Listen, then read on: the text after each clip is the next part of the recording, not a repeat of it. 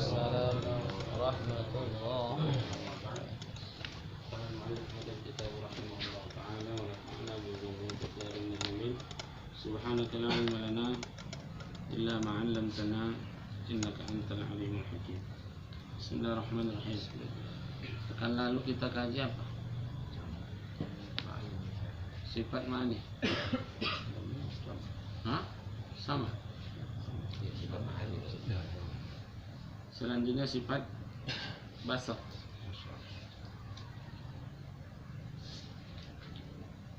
Alhamdulillah. Sifat basar artinya melihat.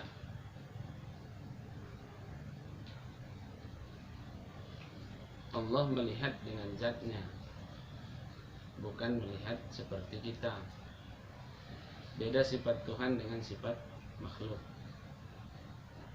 Dan basar itu sifat ma'ani, ta'alluq, inkisab. Tidak ada yang tertutup, tidak ada yang terdinding, tidak ada yang terhijab dari Allah Subhanahu wa taala. Dalam arti saat ini pun kita di sini ada dalam penglihatan Allah. Apapun yang kita buat untuk membatasi, tidak ada yang bisa membatasi penglihatan. Tidak ada yang bisa kita sembunyikan dari Allah Subhanahu wa taala. Yang perlu disadari, yang pasti kita sudah tahu bahwa Allah itu memiliki Tuhan itu yang dikatakan Tuhan mesti basar.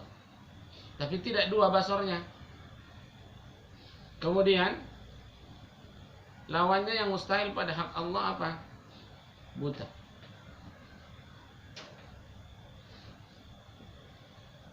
Maka kita ini melihat dengan mata, tapi kita melihat karena diperlihatkan, bukan karena memang melihat. Diperlihatkan. Itulah sebabnya Allah nyatakan, Allah tandakan ada orang punya mata tidak melihat. Maka dizohirkan Allah sifat ma'aninya pada manusia. Kalau salbiyah tidak ada, karena itu sifat diri Tuhan itu, menyatakan Tuhan itu pada dirinya. Tuhan yang sebenarnya itu mesti dia kidam baqo mukhalafatul wadis kamu binafsi wahdaniyah. Baru ia kenalkan diri dia melalui sifat ma'ani itu pada diri kita. Maka sifat ma'ani itu ada pada kita. Sama kudrat, irodan, ilmu, hayat, sama basar, kalam. Kudrat ini kita mampu, diberikan kekuatan. Bukan kuat, bukan kuasa, diberikan kemampuan. Ada kehendak, ada diberikan kehendak. Ilmu, ada pengetahuan, diberitahukan, diberikan ilmu. La ilma lana illa ma'a 'allamtana innaka antal alimul hakim. Kita diberikan ilmu pengetahuan. Tapi yang punya ilmu itu siapa? Allah. Maka ada saatnya kita ingat, ada saatnya tidak. Karena memang kita tak punya. Hidup, hayat, kita hidup. Ada hidup, ada mati. Tapi Allah tidak mati, karena dia yang punya kehidupan. Dia tidak dihidupkan. Dia hidup dengan zatnya. Kita dihidupkan. Hidup dengan adanya ruh. Sama. Kita mendengar. Basar inilah yang jadi. Ini salah satu zahir dari sifat ma'aninya Allah. Artinya kita kenal Tuhan itu dari diri kita. Maka bagaimana? Man arafa nafsa kepada arafa rabbah. Siapa yang mengenal dirinya, ia akan mengenal Tuhannya. Maka kita coba mengenali sifat ma'ani Allah, zahir dari sifat ma'ani Allah yang ada pada diri kita. Semakin kenal kita dengan sifat zahir yang dizahirkan Allah di dalam diri kita, semakin paham dan dekat kita dengan Allah. Semakin kita rasakan keberadaan Allah itu dalam kehidupan kita, dan kita akan semakin paham bahwa kita tidak bisa lepas dari Tuhan. Bagaimanapun kita ingin melepaskan diri dari Tuhan, nggak bisa. Karena kita ciptaan. Karena kita diberikan kehidupan, kita diberikan kemampuan. Maka orang yang paham dengan sifat ma'ani tidak mau, dia akan memadamkan sifat kesombongan di dalam dirinya. Merasa mampu, merasa hebat, merasa berhasil, itu akan hilang. Kenapa? Karena dia paham ada Tuhan dalam kehidupan. Saya melihat karena diperlihatkan. Saya bergerak karena digerakkan oleh Allah. Saya mendengar karena diperdengarkan oleh Allah. Nah, itu. Saya tahu karena diberitahu oleh Allah, bukan karena tahu. Bukan karena bisa melihat. Maka kadang-kadang ada orang punya mata tak melihat. Ada orang punya telinga sempurna, bahkan lebih sempurna dari telinga kita ini, tidak mendengar. Dan ini memberitahukan bahwa kau bukan melihat dengan matamu, kamu bukan melihat dengan mendengar dengan telingamu, kamu bukan bercakap dengan mulut, tapi Allah yang memberikan, memperdengarkan, memperlihatkan. Maka ada waktunya kadang-kadang kita diperlihatkan Allah sesuatu yang tak dilihat orang. Ada dia, semua kita tidak bisa melihat. Ada dia, semua kita di sini tak ada yang melihat. Ada satu orang yang melihat, diperlihatkan oleh Allah. Artinya supaya kita terus membaca kehidupan kita ini, bahwa kita tidak lepas daripada Allah Subhanahu wa ta'ala. Maka wallahu khalaqakum wa ma ta'malun. Allah yang menciptakanmu dan apa yang kau kerjakan. La amliku li nafsin darra wa la naf'a illa ma sya Allah. Kita la amliku li nafsin. Qul la amliku li nafsin. Aku tidak berkuasa atas diriku. Katakan Muhammad, aku tidak berkuasa atas diriku. Artinya tidak bisa berbuat apa-apa. Baik yang darra wala naf'a, baik yang mudarat maupun manfaat. Jadi yang terjadi dalam diri kita itu bukan karena kita, tapi itu semua tidak lepas dari apa yang dilakukan af'alullahnya Allah Subhanahu wa ta'ala. Maka kalau kita sadari hidup kita ini tidak lepas dari Allah, kita pahami itu, maka kita tidak bisa lepas ingatannya kepada Allah. Karena setiap gerak kita sadari bahwa gerakan itu geraknya yang digerakkan oleh Allah. Kita melihat, diperlihatkan oleh Allah. Maka kalau kita pahami di situ, kita tidak akan berani menggunakan menggunakan mata ini melihat sesuatu yang mengarah kepada mengingkari Allah. Akan ada rasa takut kita, takutnya karena Allah. Mendengar sesuatu yang salah, kita takut menggunakan ini karena kita diperdengarkan Allah, diizinkan ke Allah kita mendengar, lalu kita gunakan pendengaran ini untuk mendengarkan sesuatu yang tidak dibenarkan dalam agama. Maka itu akan menyebabkan kita jauh dari Allah Subhanahu wa ta'ala. Maka kita akan menjaga itu karena tak kita sadar bahwa kita diperdengarkan oleh Allah. Selagi Allah perdengarkan telinga ini, selagi Allah perlihatkan kepada kita dunia ini, selagi Allah memberitahu kepada kita apa yang terjadi dan apa yang ada di dunia ini, maka gunakanlah fasilitas itu dengan mengingat Allah dan mengembalikan semuanya kepada Allah. Itulah sebabnya Allah mengatakan dalam Al-Quran, wallahu bikulli syai'in muhit. Allah dengan segala sesuatu meliputi. Jadi Allah itu, kalau dalam ilmu hakikatnya, Allah itu muhit, meliputi. Bagaimana meliputi itu? Makna meliputi itu, lihatlah besi ketika dibakar oleh api, maka tidak lagi kelihatan di situ api, tidak lagi kelihatan di situ besi. Yang terlihat di situ adalah api bara. Tidak lagi kau lihat di situ ada orang, tidak lagi kau lihat ini handphone, tidak lagi kau lihat ini buku. Yang kau lihat dan yang kau pandang, yang kau ingat itu adalah Allah. Tapi jangan katakan buku ini Allah, Tuhan. Jangan katakan dirimu Tuhan. Itu yang jadi masalah. Maka dari situ kita pelan-pelan mengangkat kepada ilmu hakikat. Maka lihat, kalau guru saya dulu kemarin Ayahanda Yunan itu menjelaskan tentang Allah bikulli syai'in muhit, itu seperti besi yang dibakar lalu terlihat, nggak ada lagi kelihatan di situ apa besi, yang dilihat di situ adalah api. Jadi tidak, pandangan hakikat kita terhadap dunia ini, terhadap diri kita, kalau kita pahami sifat ma'ani itu, tidak ada kan yang lepas dari kita ini. Kudrat, ini gerak, ini kemampuan saya begini sekarang, yang menggerakkan itu siapa? Allah. Nggak ada yang memberi bekas perbuatan manusia. Yang memberi bekas itu adalah af'alullah, perbuatan Allah. Maka ketika ini ada, kadang-kadang Allah menginginkan, kita menginginkan untuk bergerak tapi nggak bisa bergerak. Lihatlah orang lumpuh. Orang lumpuh itu adalah pemahaman untuk mengenalkan kudrat dan iradatnya Allah kepada kita. Betapa tidak, kita ingin bergerak nggak bisa bergerak. Ada keinginan orang lumpuh itu, tinggi keinginannya untuk bergerak tapi nggak bisa digerakkan. Karena Allah tidak mengizinkan. Saat ini kita diberikan kebebasan untuk bergerak. Itu ada kudrat, ada iradatnya Allah di situ. Maka kita semua ini tidak lepas dari kudrat dan iradatnya Allah. Tidak lepas dari ilmu Allah. Tidak lepas dari hayatnya Allah. Tidak lepas dari sama'nya Allah dan basarnya. Maka kemanapun kita, dimanapun kita berada, Allah pasti tahu, Allah pasti melihat, Allah pasti mendengar. Karena kita tidak lepas dari situ. Maka di mana-mana, maka itulah sebabnya Abu Bakar As-Siddiq radhiyallahu anhu mengatakan, "Ma ra'aitu syai'an illa ra'aitullaha qabla." Tidak ada yang aku lihat sebelum kulihat aku sudah melihat Allah. Jadi tidak dia melihat ini lagi. Sebelum dia melihat, dia sudah ingat Allah. Ada dia setelah apa? Oh ini besi. Oh bukan besi. Ini apa? Ini bara. Ini api. Nah itu dia. Jadi setelah pembahasan, oh. Nah, ada dia bersamaan. Ada di dalamnya. Di dalam api ada besi. Di dalam besi ada api. Di mana-mana. Kan gitu kan?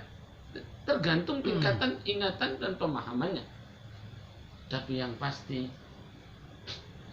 Allah itu tidak lepas dari kehidupan kita. Nah, jadi nggak ingat, kemana-mana ingat Allah, kemana-mana ingat Allah. Tapi tidak cukup hanya dengan ilmu. Saya sudah punya ilmunya, sekarang kalian sudah ada ilmunya bahwa Allah bikulli syai'in muhit. Tapi besok tengok, apakah kita ingat Allah atau tidak?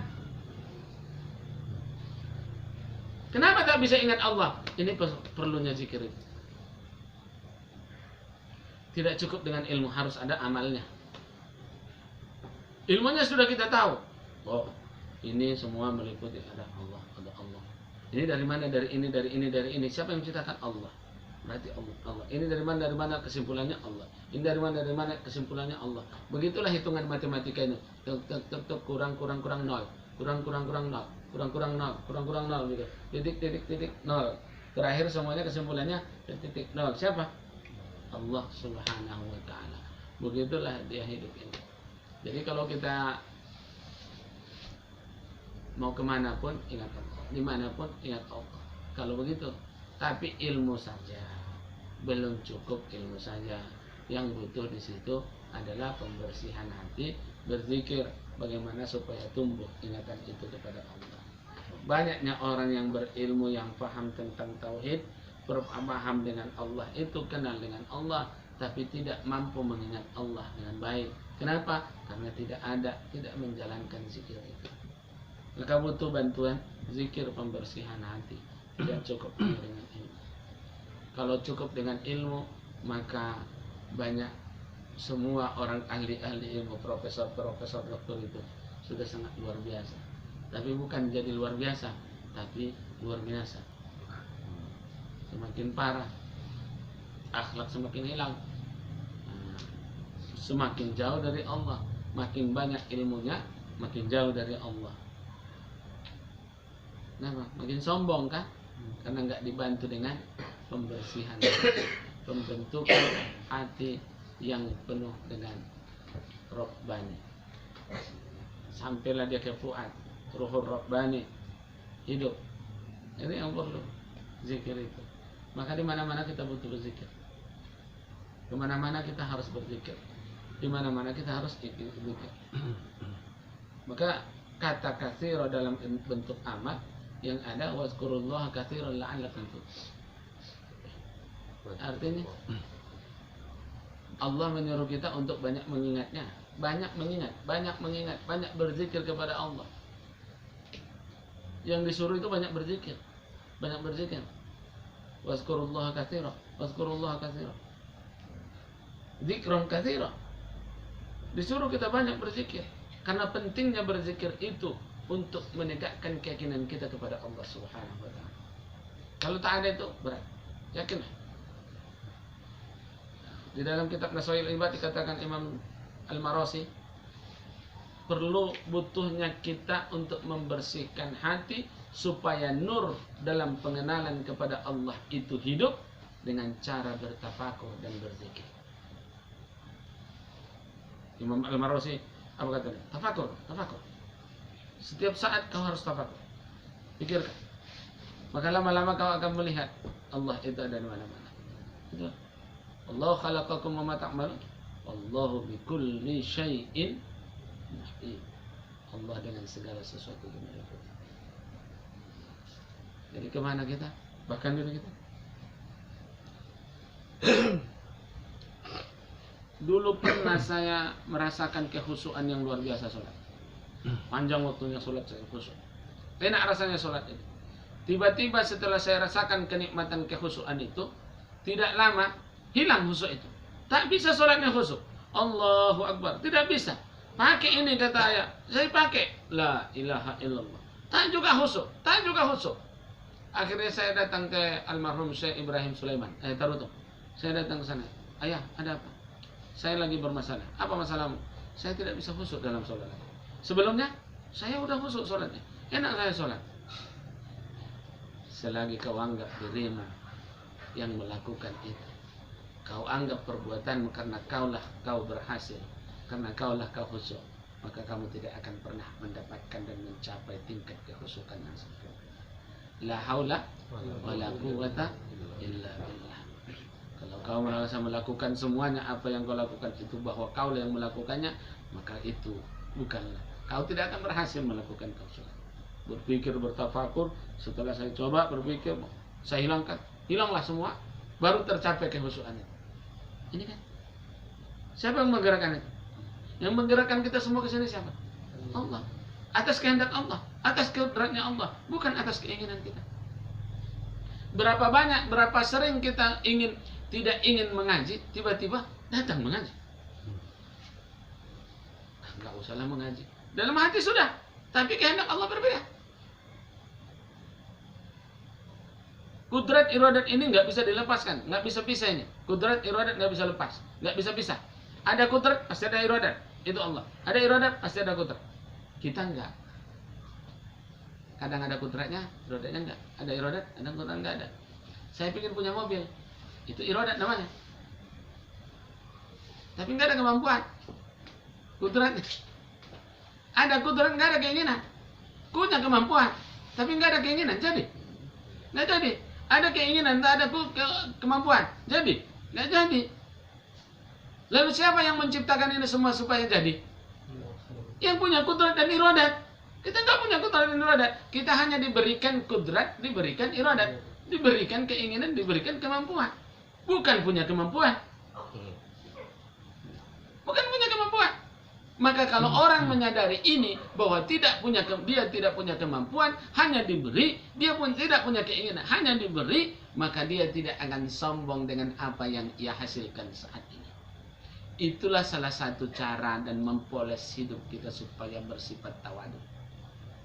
Ilmu yang kita punya, nggak punya kita. Karena Allah kasih tahunya. Berapa banyak orang yang kuat belajar, tak bisa. Ada orang yang tinggi ilmunya, tapi nggak ada apa-apanya dalam pandangan Allah.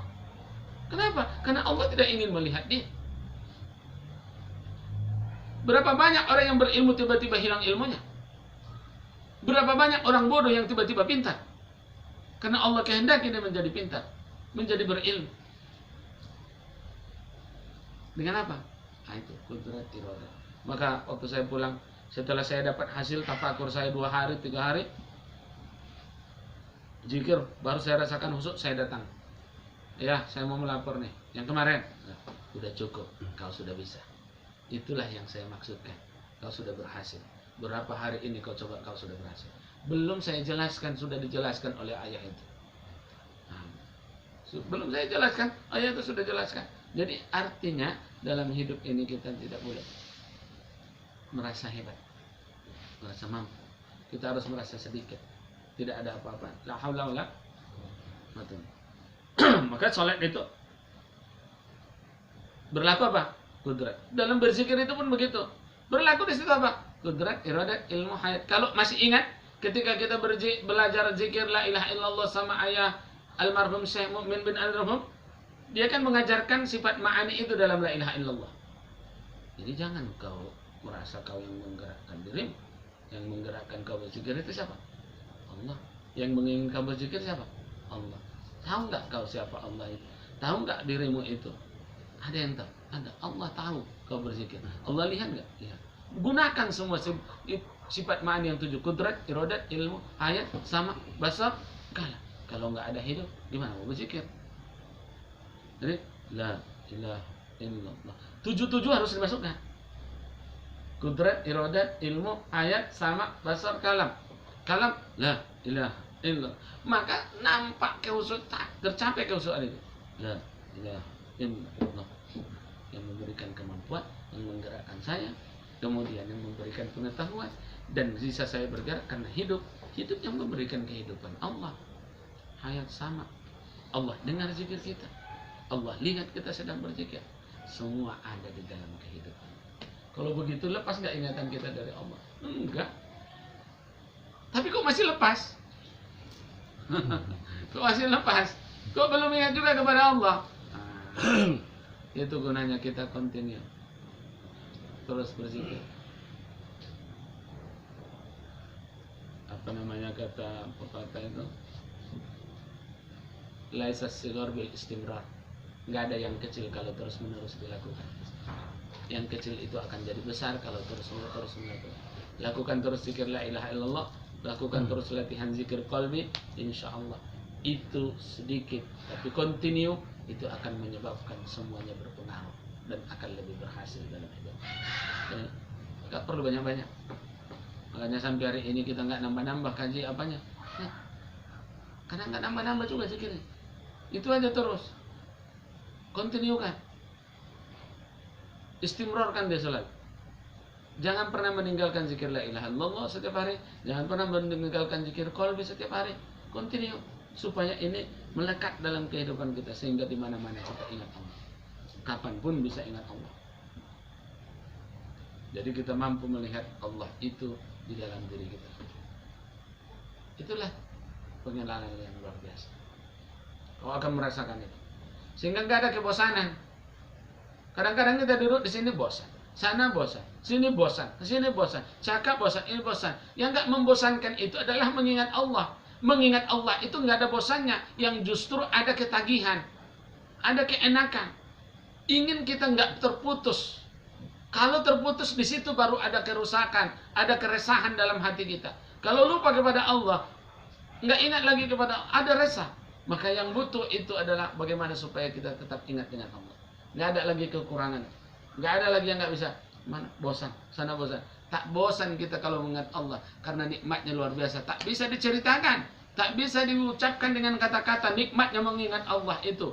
Kalau kita sudah merasakan zuk kenikmatan dalam berzikir kepada Allah itu, tak ada yang lebih nikmat di dunia ini selain daripada mengingat Allah Subhanahu wa taala. Cobalah latihan riadoh kita terus. Makanya coba kadang-kadang gini diuji kita. Zikir tidur, zikir tidur. Oh itu biasa. Jangan pernah bosan. Kadang-kadang kita tidur. Udahlah capek kali pun tidur aja. Jangan pernah bosan latihan. Kadang-kadang badan ini juga berpengaruh. Maka perhatikan makanan apa yang kau makan hari ini. Coba kau bersihkan hari ini, coba kau bersihkan. Makanan dan minumanmu kau jaga dari pagi sampai malam. Dari makanan yang bersih, semangat ibadahmu itu akan berbeda. Hasil dari zikirmu itu akan berbeda. Kau jaga pandanganmu, kau jaga mulutmu, jangan sampai banyak bicara. Jangan sampai mengucapkan kebohongan hari ini. Kau tes dulu dengan besok. Besok mungkin kau banyak cakap kah, banyak makan tahap apakah. Hari ini kau tes. Perbedaannya luar biasa. Nah, maka itu gunanya kita berkhulwat. Bersuluk supaya kita tahu bedanya. Banyak cakap dengan tak banyak cakap. Banyak makan dengan tak banyak makan. Banyak tidur dengan sedikit tidur. Sedikit tidur tidak berpengaruh ke tubuhmu kalau kau ingat Allah. Sedikit makan tidak berpengaruh kepada tubuhmu, akan menjadi loyo, lemah. Enggak, itu enggak ada pengaruh kalau kau tetap ingat kepada Allah. stamina support yang sangat luar biasa itu ketika kamu mampu mengingat Allah Subhanahu wa taala. Hidup semua organ-organ tubuh berzikir kepada Allah. Bagaimana nggak kuat? Kuat. Nggak ada capeknya. Ini yang perlu kita cari. Buktikan bahwa dirimu itu bisa mengingat Allah dengan bersemangat. Mengingat Allah itu tidak menjadikan kita lemah, justru semakin kuat kita dalam pandangan Allah. Allah buat kita semakin kuat. La haula wala quwata illa billah. Tidak ada ya apa-apa kecuali dengan Allah. Karena semata-mata dalam pengetahuan, dalam ilmu kita, yang memberikan kemampuan dan kekuatan dan ketegahan itu adalah Allah Subhanahu wa taala. Udah. Kenapa harus takut? Ini udah begadang, besok lemas lah ini. Lemas lah dia. Subuh nanti ngantuk lah ini. Orang udah dipikirin ngantuk. Ngantuk lah. Coba nggak kau pikir ngantuk? Nggak ngantuk. Jam berapapun tidur nggak apa-apa. Nah, ada pengaruhnya. Asalkan sudah betul-betul kita ingat Allah. Nikmatnya luar biasa. Nah, tapi nggak bisa dibagi, harus diamalkan. Kalau bisa dibagi, aku kasih. Tapi nggak bisa, harus diamalkan. Iman itu tak bisa dijual beli. Zuk itu nggak bisa. Maka coba rasakan. Makanya semangat itu kalau berzikir itu semangat. Biarlah pertama ngantuk nggak apa-apa. Tapi ada semangat dalam dirimu. Ada rasa malas, ada. Tapi lawan.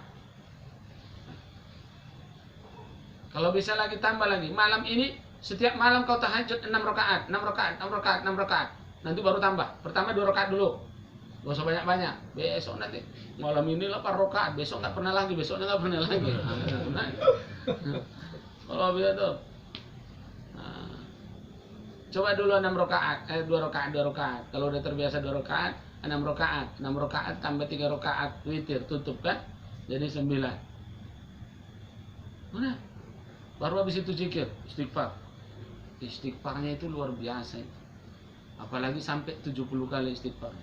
Astagfirullah. Enak deh. Jadi sayang waktu itu kurang rasanya. Waktu malam itu kurang.